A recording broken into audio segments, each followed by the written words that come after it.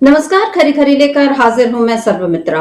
कल से बजट सत्र शुरू हो रहा है। मोदी सरकार के तीसरे कार्यकाल का ये पहला बजट पूर्णकालिक बजट होगा जिसको निर्मला सीतारमण पेश करेंगी और बतौर वित्त मंत्री वो 8वीं बार इस बजट को पेश करेंगी, क्योंकि लगातार वो वित्त मंत्री बनी हुई हैं मोदी सरकार में और ये उनका एक रिकॉर्ड होगा कि 8वीं बार वो बजट पेश कर रही हैं। तो मोदी सरकार के लिए इस समय उपलब्धियां गिना सकती है मोदी सरकार, उसको वो खुश हो सकती है कि उसको बजट पेश करने का मौका मिल रहा है फिर से, और तीसरा कार्यकाल उसका अभी तक का सुरक्षित निकल गया है। शीतकालीन सत्र भी खत्म हो गया और अब बजट सत्र आ रहा है। लेकिन मोदी सरकार की ये खुशियां कब तक चल पाएंगी, ये सोचने वाली बात है, क्योंकि आज बजट सत्र से पहले आज सर्वदलीय बैठक बुलाई गई और इस बैठक में तमाम दलों के लोग, क्योंकि सर्वदलीय बैठक है, सभी दलों के लोग पहुंचे। लेकिन कांग्रेस ने इस बारे में जो कुछ बताया, प्रमोद तिवारी जो राज्यसभा सांसद है, उनका एक बयान सामने आया है जिससे पता चल रहा है कि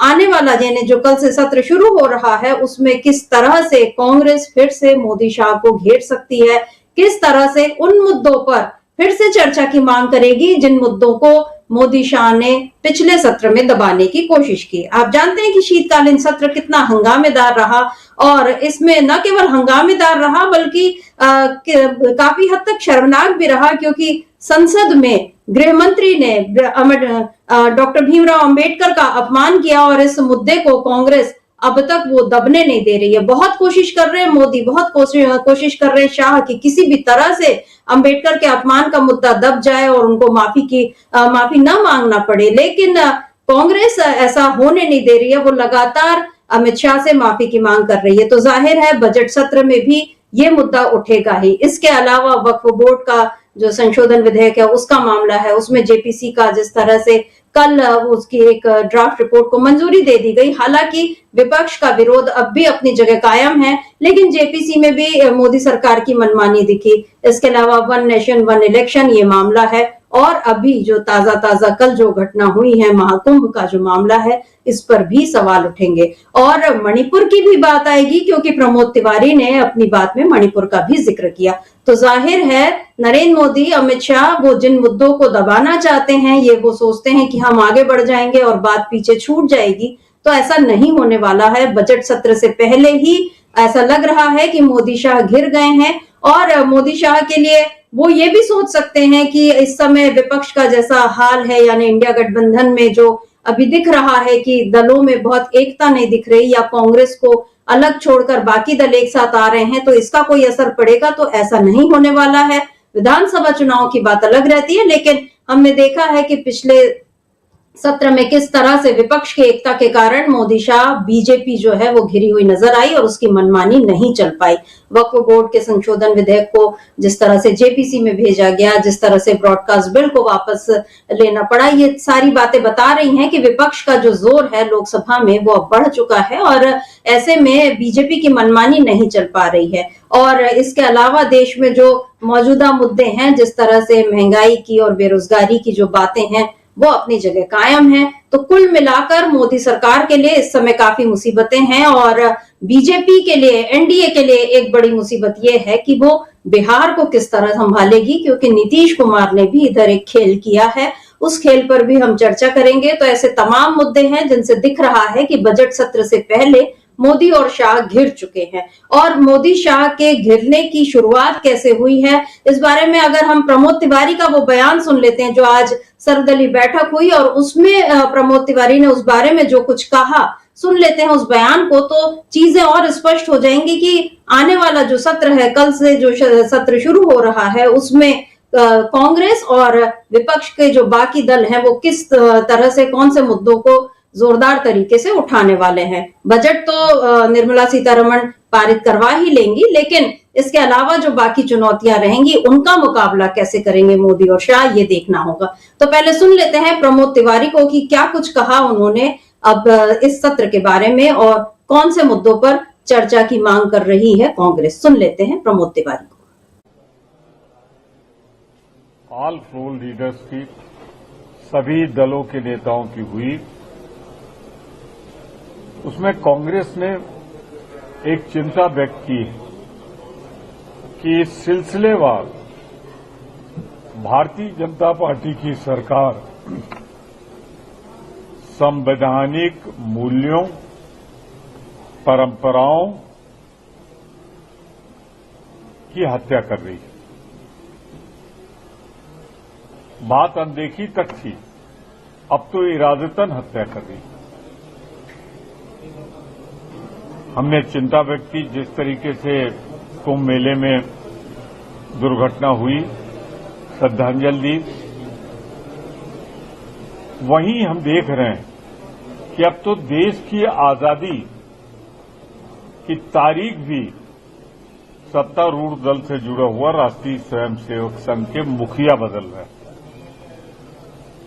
यही नहीं, जिस तरह से गृह मंत्री जी ने अंबेडकर जी का अपमान किया, उस पर भी हमने चिंता व्यक्त की। गांधी जी के विचारों की आज ही के दिन उनकी हत्या हुई थी। रोज ये सरकार उनकी हत्या कर रही है और गोडसे के सिद्धांतों को आगे बढ़ा रही है। अब वक्फ बोर्ड की मीटिंग तो ऐसा हुई जैसे पहले से सारे फैसले लिखे हुए थे। 44 संशोधन सत्ता के सब लिए जा रहे हैं और विपक्ष का एक सुझाव नहीं मांगा जा रहा। यानी कि पहले से तय था क्या होना है, ऐसा कभी नहीं। अभी शुरू हुई एक वन नेशन वन इलेक्शन की, उसमें जो मेंबर्स बने, जानबूझकर विपक्ष के 2 मेंबर कम किए गए और सत्तारूढ़ दल के 2 मेंबर बढ़ाए गए हैं। तो लग रहा है कि सारी तैयारी पहले से हो गई। हमने ये भी चिंता व्यक्त की है कि जिस तरह हमारा आर्थिक मोर्चे पर सरकार पूरी तरह असफल हो गई, रुपया रोज गिरता जा रहा है डॉलर के मुकाबले। ऐसा लगता है सरकार के लिए मणिपुर नक्शे पे है ही नहीं, भारत का हिस्सा नहीं। वहां की चिंता के बारे में कोई चिंता इनको नहीं।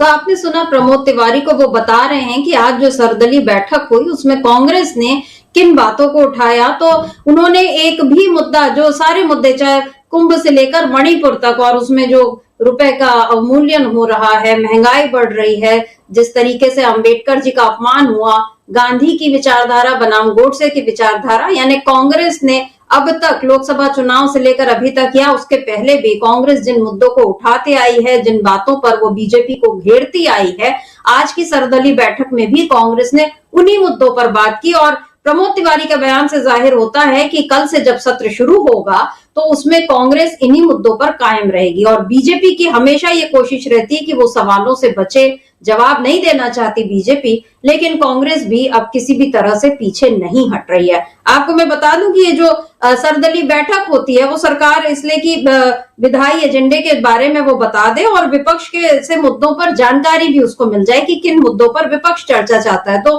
कांग्रेस ने अपने मुद्दे बता दिए हैं। अब गेंद जो है मोदी शाह के पाले में है कि वो किस तरह से कांग्रेस की बातों को सुनते हैं या जवाब देते हैं, क्योंकि ये भी लोकतंत्र की परीक्षा है। और जिस संविधान और लोकतंत्र की रक्षा का दावा मोदी करते रहे हैं, अगर उनको अपने दावे पर खरा उतरना है तो सबसे पहले तो उनको विपक्ष के उठाए सवालों का जवाब देना सीखना होगा। तो इस सत्र में क्या मोदी जवाब देंगे, ये भी देखने वाली बात है। और किस तरह से वो घिर गए हैं बजट सत्र से पहले, मोदी घिरे हैं, शाह घिरे हैं, आज इसी पर हम खरी खरी चर्चा करेंगे। हमारे साथ जुड़े हुए हैं अमलेंदु उपाध्याय जी। अमलेंदु जी नमस्कार, स्वागत आपका इस कार्यक्रम में।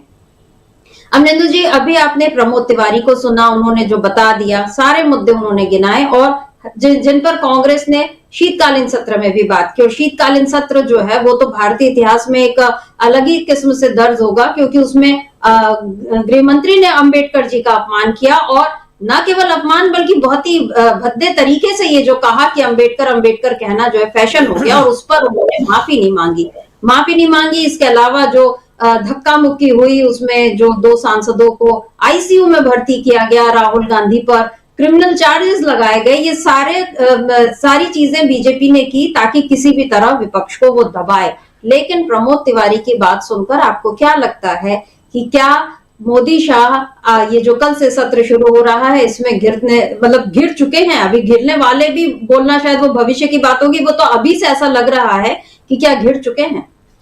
देखिए संमित्रा जी, निश्चित तौर पर ये कहा जा सकता है कि सरकार घिरी हुई है, और ख़ासतौर से सरकार क्या मतलब मोदी शाह जो हैं वो निशाने पर हैं, वो ज़बरदस्त तरीके से घिरे हुए हैं। चूँकि विपक्ष की भी अपनी पूरी तैयारी है कि सरकार को विपक्ष घेरेगा, और जो जेपीसी का जिस तरीके से रिपोर्ट स्वीकृत की गई, सांसदों को, विपक्ष के सांसदों को निलंबित कर दिया गया, उसके बाद उनके संशोधन नहीं लिए गए, सत्ता पक्ष के संशोधन स्वीकार कर लिए गए, और उसको चेयरमैन जो हैं, लोकसभा के स्पीकर जो हैं, उनको रिपोर्ट सौंप भी दी जेपीसी के चेयरमैन ने। तो इसको लेकर निश्चित तौर पर एक विवाद की स्थिति है, और जिस तरीके से प्रमोद तिवारी कह रहे थे, वो प्रमोद तिवारी भी साफ तौर पे जो है ये कहते हुए सुने जा रहे हैं कि किस तरीके से सरकार ने मनमानी करने की कोशिश की है। ये एक बहुत साफ तौर पे कहा है। तो यानी कि सरकार घिरी हुई है और विपक्ष की तैयारी पूरी है कि सरकार को मनमानी नहीं करने दी जाएगी। दूसरी तरफ वो ये भी कहते हुए सुने जा रहे हैं कि चूंकि एनडीए का अब राज्यसभा में बहुमत हो गया है, तो इसलिए उन्होंने अपनी तैयारी कर ली है, तो उसको लेकर आ रहे हैं, ज़बरदस्ती जेपीसी को इस तरह से लेकर आया है। जयराम रमेश ने भी एक ट्वीट किया है संमित्रा जी, और उस ट्वीट में भी उन्होंने साफ तौर पर यही कहा है कि ये सरकार जो है, जो संसदीय परंपराएं हैं उनको किस तरीके से तोड़ रही है, और जेपीसी होती इसलिए थी कि जेपीसी में जाएगा मसला तो उस पर कोई बातचीत होगी, और सत्ता पक्ष विपक्ष मिलकर बैठेंगे, और एक बीच का रास्ता निकलेगा कि इस पर कोई मनमानी ना होने पाए और कानून सम्मत चीज़ें हों। लेकिन जब जेपीसी से विपक्ष के सांसदों को ही निलंबित कर दिया जाएगा, और सत्तारूढ़ दल जो है उस जेपीसी को स्वीकार कर लेगा, सत्तारूढ़ दल के चीज़ों को, तो फिर उस संसदीय परंपराओं का जेपीसी का कोई महत्व नहीं रह जाएगा, और ये संसदीय जो व्यवस्था है उसका भी मखौल उड़ाना है। तो ये साफ तौर पर उन्होंने कहा है। तो यानी इसका मतलब विपक्ष तैयार है इस बात पर कि सरकार किस तरीके से, अल्पमत की सरकार जो है वो किस तरीके से संसदीय परंपराओं का, संवैधानिक व्यवस्थाओं का मजाक उड़ा रही है। इसको लेकर विपक्ष इस मसले को उठाएगा, और जाहिर सी बात है कि जब ये मसला उठेगा तो संसद में गतिरोध देखने को मिलेगा, और बजट सत्र से पहले ही मोदी शाह गिरते हुए नजर आ रहे हैं, और सर्वदलीय बैठक में भी कांग्रेस ने और विपक्ष ने अपनी आपत्ति इस पर दर्ज कराई है। समित्रा जी, जी, सर्वदलीय बैठक में कांग्रेस की आपत्ति दर्ज हो चुकी है। अब देखना है कि बाकी विपक्ष के दल जो हैं वो भी किस तरह से इसमें अब अपनी आवाज उठाते हैं, क्योंकि एआईएमआईएम के जो चीफ है, प्रमुख है असदुद्दीन ओवैसी, उन्होंने भी कहा कि ये परसों का मतलब कल की बात है उनकी, उन्होंने ये कहा कि हमें कल रात 655 पन्नों की ड्राफ्ट रिपोर्ट मिली। यानी कल तो रिपोर्ट को पारित कर दिया गया, उसके पहले जो उसके मतलब परसों की बात मैं बता रही हूँ कि जेपीसी के सदस्यों को ड्राफ्ट रिपोर्ट जो दी गई 655 पन्नों की थी, और इनको रातों रात पढ़ना असंभव है, और मैंने अपनी असहमति जताई और संसद में भी इस विधेयक का विरोध करूंगा, ये उन्होंने कहा है। क्योंकि जेपीसी ने जो ड्राफ्ट रिपोर्ट को मंजूरी दी है, 16 सदस्यों ने इसके पक्ष में वोट डाला और 11 लोगों ने इसका विरोध किया था। और इसके पहले जो आपने जिक्र किया कि किस तरह से 10 सदस्यों को निलंबित ही कर दिया गया, मतलब अभी तक हम ये सुनते थे, देखे थे हमने पहली बार ये देखा था पिछले साल की किस तरीके से पिछले कार्यकाल में मोदी के कि सांसदों को एक दो नहीं सीधे 100 से ऊपर सांसदों को निलंबित कर दिया गया था। ये एक कारनामा मोदी ने कर दिखाया था, और अब ये दूसरा कारनामा इस कार्यकाल में उनका हुआ है कि जेपीसी में भी आप सदस्यों को बोलने ना दो। तो जब आप बोलना ही नहीं देना है, आपको उनको निलंबित ही करना है, तो आपने फिर उनको रखा ही क्यों है? तो फिर तो मोदी सीधे सीधे बोल दें कि मेरी मर्जी के लोग रहेंगे। क्योंकि अभी प्रमोद तिवारी ने यह भी बोला कि जो वन नेशन वन इलेक्शन के लिए जो बनी उसमें सत्ता के 2 लोगों को बढ़ा दिया गया और विपक्ष के 2 लोगों को कम कर दिया गया है। मतलब आप अपनी मेजोरिटी हर जगह आप रखना चाहते हैं ताकि आपके मन के फैसले जो हैं वो लिए जा सकें। तो ये साफ समझ में आ रहा है कि चाहे जेपीसी की बात हो, चाहे ये सर्वदलीय बैठक बुलाना, ये सब मोदी एक ढोंग कर रहे हैं, या मतलब औपचारिकता निभाना भी एक चीज होती थी, अब ये तो सीधे सीधे ढोंग करने वाली बात है कि हम लोकतांत्रिक परंपराओं का निर्वहन कर रहे हैं, लेकिन वो दिख रहा है कि वो उसकी आड़ में पूरा खेल कर रहे हैं। और डीएमके सांसद है ए राजा, उन्होंने भी कहा है, वो भी वक्फ बोर्ड के जेपीसी में थे, और उनका ये कहना है कि वो इसको सुप्रीम कोर्ट में चुनौती देंगे। उन्होंने कहा कि जगदंबिका पाल ने समिति की कार्रवाई अपनी मर्जी से चलाई, इस प्रक्रिया का मजाक बना दिया, और उनको लगता है कि रिपोर्ट पहले से तैयार थी। तो जेपीसी को लेकर, जो वक्फ बोर्ड वाली जेपीसी को लेकर जितने इस समय जो आपत्तियां दर्ज हो रही हैं, उससे पता चलता है कि बजट सत्र में ये मुद्दा जरूर उठेगा।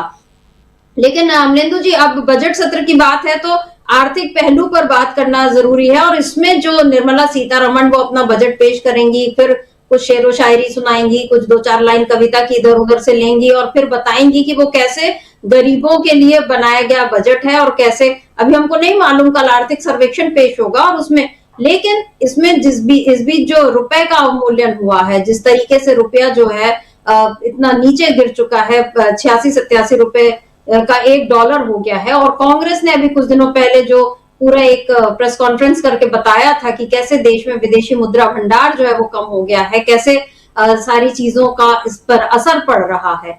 ऐसे में और इधर हम देख रहे हैं कि ट्रंप आ गए हैं, तो उसके बाद अमेरिका से भी कितना जो मतलब दबाव और बढ़ेगा और उसमें दिख रहा है कि भारत को नुकसान होने वाला है। अब ऐसे में अगर मोदी को ये तो तय है कि वो बजट तो पास करा ही लेंगे, लेकिन क्या उनके लिए आर्थिक मुद्दों पर ये जो जो तीसरी बड़ी अर्थव्यवस्था बनाना है और $5 ट्रिलियन से वो अब $7 ट्रिलियन की बात करने लगे हैं, क्या ऐसा लग रहा है कि मोदी आर्थिक मोर्चे पर विपक्ष को संतोषजनक जवाब दे पाएंगे या विपक्ष उनको यहाँ पर बुरी तरह घेर लेगा?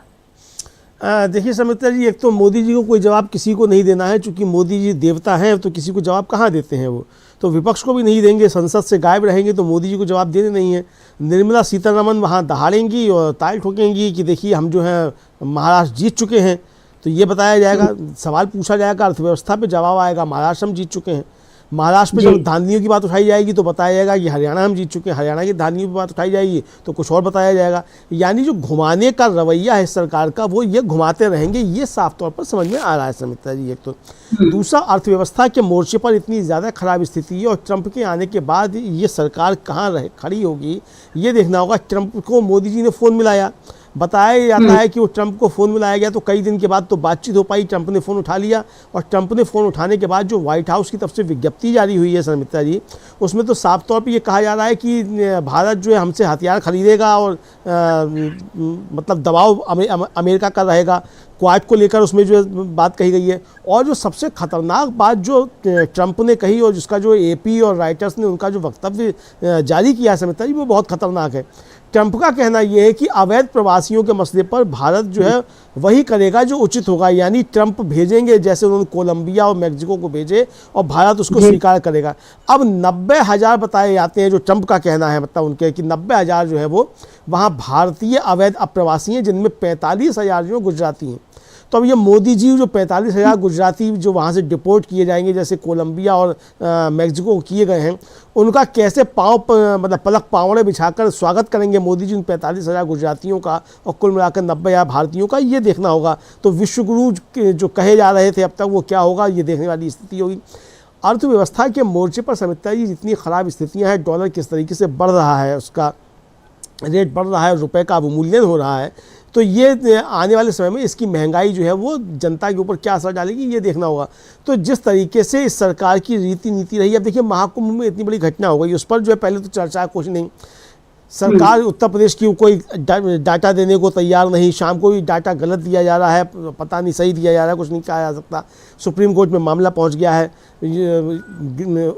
मुख्यमंत्री जो है वो कह रहा है कि घायलों की सूचना दे रहा है, प्रधानमंत्री जो बता रहा है कि जिन लोगों ने अपनों को खोया उनको दिया जा रहा है। तो यानी इस सरकारों में समिता जी जिस तरीके से एक गफलत फैलाने की कोशिशें की जाती हैं कि कोई सही बोलने को तैयार ही नहीं होता है, तो अर्थव्यवस्था के मोर्चे पर भी कोई सही बोलने को तैयार नहीं है। तो ये चीज़ें सब सामने आ रही हैं, तो अर्थव्यवस्था का मसला भी एक बड़ा मसला बनेगा, देखना होगा। बजट जब पेश किया जाएगा, अरविंद केजरीवाल तो प्रेस कॉन्फ्रेंस करके कह रहे हैं और प्रधानमंत्री को चिट्ठी लिख रहे हैं कि कॉर्पोरेट घरानों के अब कोई भी जो है वो कर्ज माफ़ नहीं किए जाएँ और मध्यम वर्ग को राहत दी जाए। और वो मध्यम वर्ग जो है मोदी जी का बहुत प्रशंसक है, जो उनका कोर वोटर समझा जाता है। अब निर्मला सीतारमण बजट में उसको क्या राहत देती हैं बजट को, ये देखना होगा। या ढोल पीटा जाएगा कि जीएसटी से बहुत बड़ी कमाई हुई है और जीएसटी का कलेक्शन बहुत बढ़ गया है, तो जीएसटी का कलेक्शन बढ़ा है तो उस मध्यम वर्ग से ही खाल खींची गई है, उस मध्यम वर्ग की। बताया जाएगा इनकम टैक्स की रिकवरी बहुत अच्छी हो गई है, इनकम टैक्स की रिटर्न बहुत भरी जा रही हैं और इनकम टैक्स काफ़ी ज़्यादा आ रहा है। अगर इनकम टैक्स काफ़ी ज़्यादा आ रहा है तो इसका मतलब आपने जो है वो एक तरह से देखा जाए जो वेतन वो ही बढ़ गया, उसकी अच्छी तरीके से खाल खींच लिए, तो वही तो इनकम टैक्स दे रहा है। कॉर्पोरेट घरानों के तो टैक्स माफ़ किए जा रहे हैं। तो देखना ये होगा कि आपकी नीति जो है इस अर्थव्यवस्था को लेकर वो क्या है और किसका गला आप दबा रहे हैं और कौन सा वर्ग जो फल फूल रहा है, ये देखना होगा। तो अर्थव्यवस्था के मोर्चे पर भी निश्चित तौर पर सरकार घिरी हुई नजर आएगी। जी, और अर्थव्यवस्था की बात करें तो अमनिंदु जी, अभी बिहार से मतलब नीतीश कुमार ने कुछ दिनों पहले 32 पन्नों की एक चिट्ठी भेजी थी नरेंद्र मोदी को, और उसमें उन्होंने कुछ खास मुद्दे उठाए, जैसे बिहार सरकार को उन्होंने कहा कि बाढ़ नियंत्रण के लिए 13,000 करोड़ रुपए की मांग की, राजगीर और भागलपुर में नए हवाई अड्डों का प्रस्ताव है, सौर ऊर्जा के क्षेत्र में 500 से 50 से 100 मेगावाट पार्क बनाने की योजना है, और 2025 के विधानसभा चुनाव से पहले विशेष पैकेज की उम्मीद। ये सारी बातें इस 32 पन्नों के उसमें हैं। तो क्या ये आपको ऐसा लग रहा है कि नीतीश कुमार यहाँ पर कोई खेल कर रहे हैं? क्योंकि देखिए, जब तक बजट पेश होगा, मतलब 5 फरवरी को दिल्ली में चुनाव होंगे, बजट तो 1 फरवरी को पेश हो जाएगा, तो अब ये देखना होगा कि उसमें बिहार के लिए क्या कुछ खास रहता है, नहीं रहता है। लेकिन 5 तारीख को दिल्ली चुनाव होना है, 8 को नतीजे आएंगे, और उसका जो दिल्ली के जो नतीजे रहेंगे, उसके बाद नीतीश कुमार क्या अपनी स्ट्रेटेजी, अपनी रणनीति तय करेंगे कि आप उनको मोदी पर कितना दबाव और बनाना है या नहीं बनाना है। क्योंकि दिल्ली के बाद फिर बिहार ही बचता है इस साल चुनाव के लिए, और फिर बिहार चुनाव में सब लगेंगे। और इसमें अमित शाह ने जैसे बोल दिया कि भाई हम सोचेंगे कि मुख्यमंत्री का चेहरा कौन होगा। जीतन राम मांझी की अलग डिमांड्स हैं, और जिस तरह से चिराग पासवान को इस समय बीजेपी ने अपने साथ कर रखा है कि वो नीतीश कुमार को थोड़ा दबाव में ले ले, ये सारी चीजें हैं, चल रही हैं। तो ऐसे में नीतीश कुमार का ये जो 32 पन्नों का खत जो मोदी के नाम पर पहुंच जाना है बजट के पहले ही, ये क्या बता रहा है कि क्या नीतीश कुमार ने दबाव बनाने की शुरुआत कर दी है? और अगर बिहार को इस बार कुछ अच्छा बजट नहीं मिला, विशेष पैकेज जैसा कुछ नहीं मिला, क्योंकि तेजस्वी यादव भी बार बार बोल रहे हैं अगर आप में इतना ही दम है तो आपने अभी तक क्यों नहीं आप विशेष पैकेज ले पाए? अगर नहीं मिला तब भी नीतीश फंसेंगे, और मिलता है तब उनके लिए ये मजबूरी रहेगी कि वो बीजेपी के साथ में रहें। यहाँ पर क्या खिचड़ी पक रही है, क्या खेल चल रहा है? देखिए सर मित्रा जी, नीतीश कुमार बहुत बुरी तरीके से घिरे हुए हैं, और नीति अब ये जेपीसी की जो रिपोर्ट दाखिल हुई है, तो अब ये बिना नीतीश कुमार की सहमति की थोड़ी दाखिल हुई है। भाई अगर आपकी सहमति नहीं थी तो रिपोर्ट कैसे दाखिल हुई? या फिर आपका अपने सांसदों पे, अपने संसदीय दल पे आपका नियंत्रण नहीं है, दो में से एक चीज़ें हैं। तो अब नीतीश कुमार अगर गुलाटियां मारते हैं तो नीतीश कुमार को ये बताना पड़ेगा कि इस जेपीसी की जो रिपोर्ट पेश हुई है वक्फ बिल पे, इस पर आपकी सहमति थी कि नहीं थी। तो अब आप जो है वो एक तरह से कहा जाए वो अपने मतदाता को जो बेवकूफ़ बनाने की बातें हैं वो अब कम हो पाएंगी।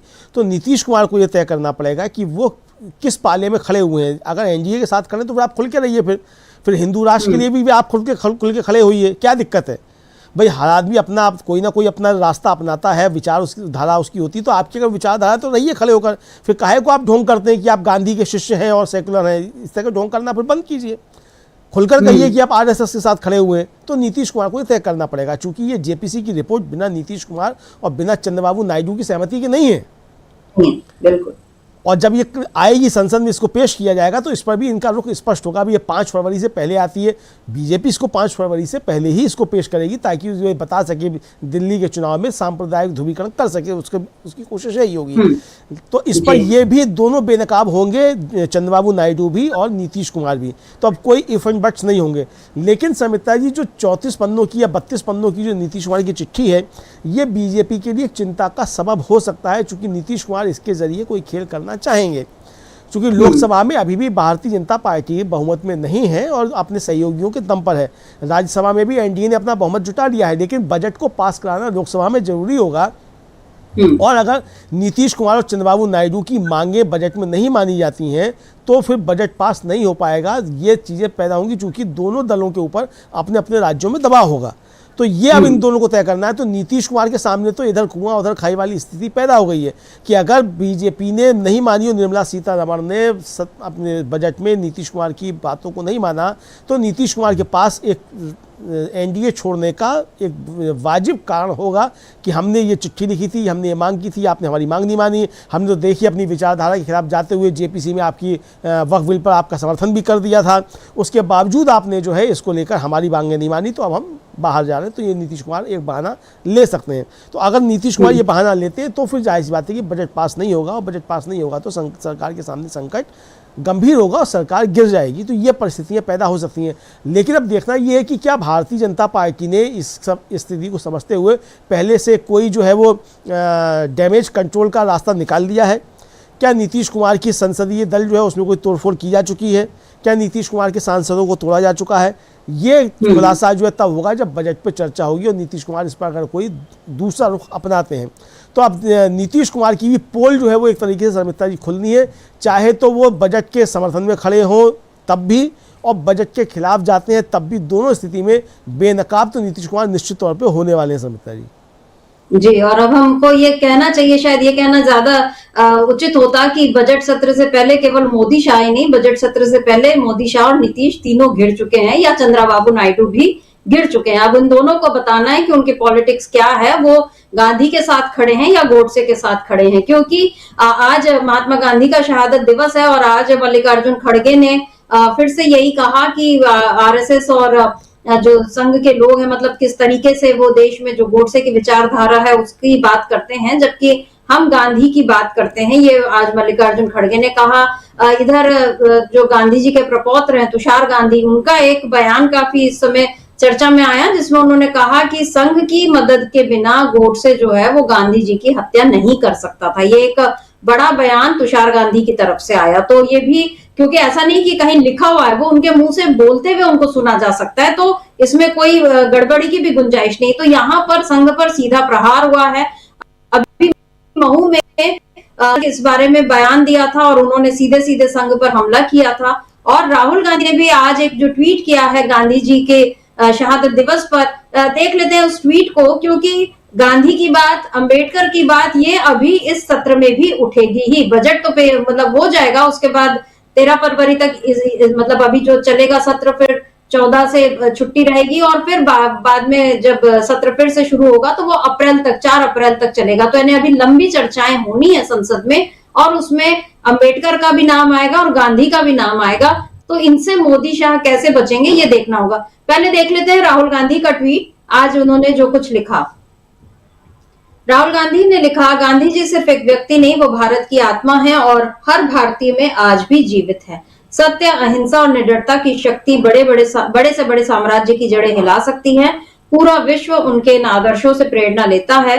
राष्ट्रपिता महात्मा हमारे बापू को उनके शहीद दिवस पर शत शत नमन। राहुल गांधी का ये 4-5 लाइनों का ट्वीट, उसमें उन्होंने सारी बातें बता दी कि सत्य, अहिंसा और निडरता, इसकी शक्ति से बड़े साम्राज्य की नींव जो है वो हिल सकती है और वो तो इतिहास में दर्ज है वो चीज। और राहुल गांधी भी जो डरो मत का नारा देते हैं वो कहीं ना कहीं गांधी जी से ही प्रेरित है। मल्लिकार्जुन खड़गे ने आज भी हमला बोला और महू की रैली में भी उन्होंने जो सीधे सीधे हमला बोला था, क्या कुछ कहा मल्लिकार्जुन खड़गे ने, उसको सुनते हैं तो समझ में आएगा कि संसद में किस तरह से घेरेगी कांग्रेस मोदी और शाह को। सुन लेते हैं खड़गे जी को।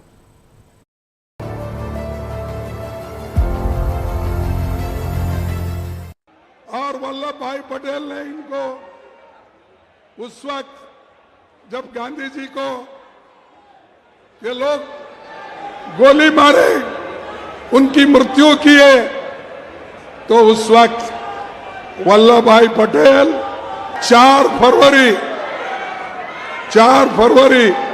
1948 को एक पत्रकार के सामने उन्होंने कहा, गांधी जी की मृत्यु पर आरएसएस वालों ने जो हर्ष प्रकट किया और मिठाई बांटी, उससे विरोध और भी बढ़ गया। इन हालात में सरकार की आरएसएस के खिलाफ कदम उठाने के अलावा कोई और रास्ता नहीं बचा। ये वल्लभ भाई पटेल बोले। इस आरएसएस को उन्होंने इसको बंद करने का ऑर्डर दिया। वही वल्लभ पटेल के और नेहरू जी के बीच में ये लोग झगड़ा लगाते हैं। अरे भाई, वल्लभ पटेल ने बोला कि जो लोग गांधी जी को मारे, हमारे नेता को खत्म किए, उनको मैं कभी छोड़ूंगा नहीं, वो बैन करूंगा। तो आरएसएस को उन्होंने बैन कर दिया वल्लभ भाई पटेल। और ये लोग बोलते हैं, आरएसएस के लोग ये बोलते हैं, अभी भी बीजेपी के लोग बोलते हैं, भाइयों, मैं सच बात ये बताना चाहता हूं। नेहरू जी भी बहुत गुस्से में थे। उन्होंने ये कहा था, मैं आपके सामने रखना चाहता हूं। उन्होंने क्या कहा था? हमें मिलजुल कर रहते हुए भीषण सांप्रदायिक के उस विषय का नाश कर देना चाहिए। हमें मिलजुल कर रहते हुए भीषण सांप्रदायिक के उस विषय का नाश कर देना चाहिए जिसने हमारे युग के सबसे महान पुरुष को मार डाला। अमरिंदर जी, यहाँ पर खड़गे जी ने जो कुछ कहा उन्होंने बता दिया कि पटेल ने क्यों आरएसएस को बैन किया था। अब एक तरफ तो मोदी जो है उन्होंने पटेल की जो इतनी बड़ी मूर्ति बनाकर और उसका उन्होंने पूरा श्रेय जिस तरह से लिया, और उनके शुरुआती सालों में सत्ता के वो बहुत पटेल पटेल चलता था। बाद में फिर वो शिफ्ट होते गए, फिर वो बोस पर आए, फिर वो अंबेडकर पर आए और गांधी पर आए। वो सब पर अलग अलग वो शिफ्ट होते रहे हैं। किसी भी तरह ये कोशिश रहती है मोदी की कि वो बता सके कि नहीं, मैं इन लोगों को बहुत मानता हूं, हालांकि उनकी विचारधारा बिल्कुल अलग है। और राहुल गांधी तो अब तक बोलते ही थे, खड़गे जी ने भी अब इस तरह से बोलना शुरू कर दिया। ये एक तरह से कांग्रेस का जन शिक्षण है, या ये कहें कि जो बीजेपी ने अभी तक जितने झूठ फैलाए उस झूठ का जवाब है। वो इतिहास के पन्ने खोलकर सच दिखा रही है। इस रैली में खड़गे जी ने अंबेडकर जी के बारे में भी एक सच बताया कि बीजेपी ये जो अफवाह, उन्होंने कहा कि ये अफवाह फैलाती है कि कांग्रेस ने हराया अंबेडकर को, लेकिन अंबेडकर ने खुद लिखा कि मुझे ऐसे डांगे और सावरकर ने अपनी साजिश करके हराया। ये भी बात खड़गे जी ने बताई। तो यह जिस तरीके से अंबेडकर को और गांधी को लेकर कांग्रेस इस समय हमलावर है बीजेपी पर, और हमलावर क्या, वो उसकी पोल खोल रही है और वहीं अंबेडकर और गांधी का अपमान कर रहे हैं। क्योंकि अभी हमने जो प्रमोद तिवारी को सुना, उसमें उन्होंने कहा था कि मोहन भागवत जो है वो ये कह रहे हैं कि देश की आजादी जो है वो भी अब मतलब उस आजादी के तारीख को लेकर भी सवाल उठने लगे हैं। मतलब ये मोहन भागवत ने गांधी जी पर कहा था, या जो अंबेडकर पर अमित शाह ने कहा था। पिछले सत्र में तो वो सत्र स्थगित करके, सांसदों को निलंबित करके अमित शाह की एक अकड़ जो थी वो बरकरार रही कि मैं माफी नहीं मांगूंगा। इस बार क्या होगा बजट सत्र में, क्या लगता है बजट के बाद अमित शाह कब तक सदन में नहीं आएंगे, या कब तक वो बचते रहेंगे, या किस तरह से बीजेपी अपनी रणनीति बनाएगी कि वो अमित शाह को बचा ले, कि उनको माफी न मांगना पड़े? कैसा रहेगा? देखिए समिता जी, एक तो अमित शाह का मसला फिर उठेगा संसद में, इसमें कोई दो राय नहीं है, और ये लगता है कि तेज़ी से फिर उठेगा, चूंकि जिस तरीके से अपमान किया बाबा साहब डॉक्टर भीमराव अंबेडकर का अमित शाह ने, और संसद में खड़े होकर किया, और संविधान की 75वीं जो वर्षगांठ थी उसके संबंध में जो चर्चा चल रही थी उसमें किया, तो ये और ज़्यादा महत्वपूर्ण हो जाता है। इधर कांग्रेस ने जो जय बापू जय भीम जय संविधान अपना जो कार्यक्रम शुरू किया है, उसकी तीसरी रैली शायद तेलंगाना में घोषित कर दी गई है, वहाँ भी होगी। यानी मसला रुकने वाला नहीं है, और ये लगातार उठता रहेगा जब तक कि अमित शाह का इस्तीफा नहीं होता या वो माफ़ी नहीं मांग लेते, तब तक ये चलता रहेगा। पूरी भारतीय जनता पार्टी अमित शाह के समर्थन में, बाबा साहब डॉक्टर भीमराव अंबेडकर के अपमान में अमित शाह के समर्थन में खड़ी हुई दिखाई पड़ती है। नरेंद्र मोदी भी दिखाई पड़ते हैं। तो इसलिए इसमें तो कोई, मुझे लगता है, एफर्टमेंट नहीं होनी चाहिए कि बाबा साहब डॉक्टर भीमराव अंबेडकर के अपमान के मसले पर पूरी भारतीय जनता पार्टी अमित शाह के समर्थन में है। लेकिन आज एक बड़ी दिलचस्प बात ये हुई है सुमित्रा जी कि राष्ट्रपिता महात्मा गांधी के जो आज शहादत दिवस है, उस पर उत्तर प्रदेश के मुख्यमंत्री जो है योगी आदित्यनाथ, उन्होंने 2 ट्वीट किए हैं, और वो दोनों ट्वीट जो एक तरीके से कहा जाए वो भारतीय जनता पार्टी की भाषा के खिलाफ जाकर के ट्वीट किए हैं उन्होंने। बड़ा दिलचस्प उसको देखा जा सकता है। एक तो 6 घंटे पहले का उनका ट्वीट है कि स्वाधीनता आंदोलन के महानायक राष्ट्रपिता महात्मा गांधी जी की पुण्यतिथि पर उन्हें शत शत नमन। ये राष्ट्रपिता, ये भारतीय जनता पार्टी की डिक्शनरी का शब्द नहीं है एक तो जी। दूसरा उन्होंने जो ट्वीट किया है वो 3 घंटे पहले जो है, और वो 3 घंटे पहले वो ट्वीट करते हैं, राष्ट्रपिता महात्मा गांधी जी की पुण्यतिथि के अवसर पर आज लखनऊ में उनकी प्रतिमा पर माल्यार्पण कर श्रद्धांजलि अर्पित की। यहाँ भी दोबारा वो राष्ट्रपिता जो है, और वो इन्वर्टेड कॉमा में है, कोट एंड कोट है दोनों उसमें ट्वीट में जो है ये। इसका मतलब सुमित्रा जी कि योगी आदित्यनाथ तो जो है वो राष्ट्रपिता मान रहे हैं महात्मा गांधी को, लेकिन नरेंद्र मोदी और भारतीय जनता पार्टी और अमित शाह जो हैं वो राष्ट्रपिता मानेंगे कि नहीं मानेंगे, और मोहन भागवत मानेंगे कि नहीं मानेंगे, ये सवाल खड़े हो जाते हैं। तो ये एक वैचारिक द्वंद्व जो है भारतीय जनता पार्टी का, ये भी सामने आ रहा है।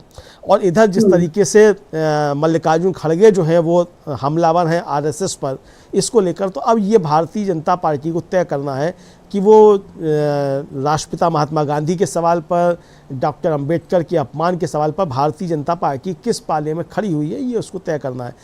वैचारिक संकट भारतीय जनता पार्टी के सामने है, और अगर वो किन्हीं महापुरुषों की कुछ एक तरीके से कहा जाए कथन है, उनकी आड़ में अगर भारतीय जनता पार्टी छुपने की कोशिश करेगी तो छुप नहीं पाएगी, क्योंकि ये समय जो है वो वैचारिक लड़ाई का है। और वैचारिक लड़ाई में कांग्रेस ज़बरदस्त तरीके से भारतीय जनता पार्टी पर हमलावर है कि आप खुलकर सामने आइए।